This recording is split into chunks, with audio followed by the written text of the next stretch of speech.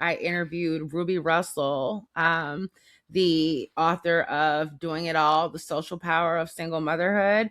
And increasingly in parts of the Western world, women of all races are choosing single motherhood. So they're becoming single mothers since birth, as opposed to, ending up single mothers after a breakup or, a loss.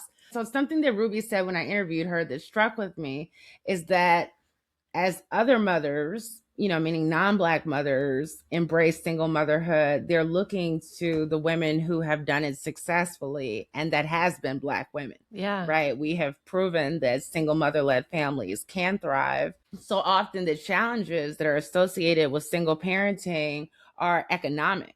Right? So middle class, upper middle class single parents are not having the same experiences, and their children are not having the same outcomes as single parents that are growing up in generations of poverty. Right. And that's not to say that poor single mothers can't effectively parent, because they absolutely do. And they turn out phenomenal human beings.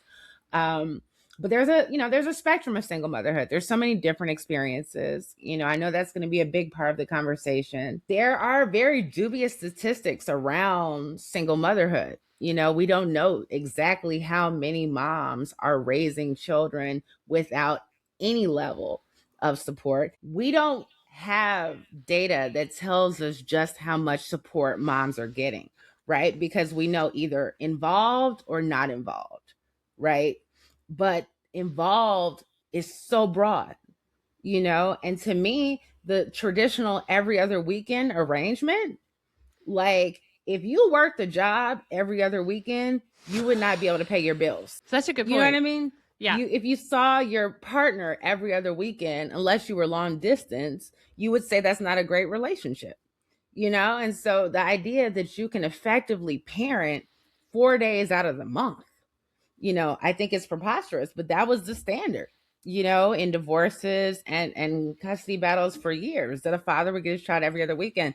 So I really am hoping that one of the takeaways for people reading this book is that when a couple separates, that doesn't necessarily mean that the lion's share of the parenting duties must lie with the mother, and that children benefit when, a mother and father come together and say, we're going to both be in this, and I'm hoping that we encourage more families to consider a more equitable division of labor.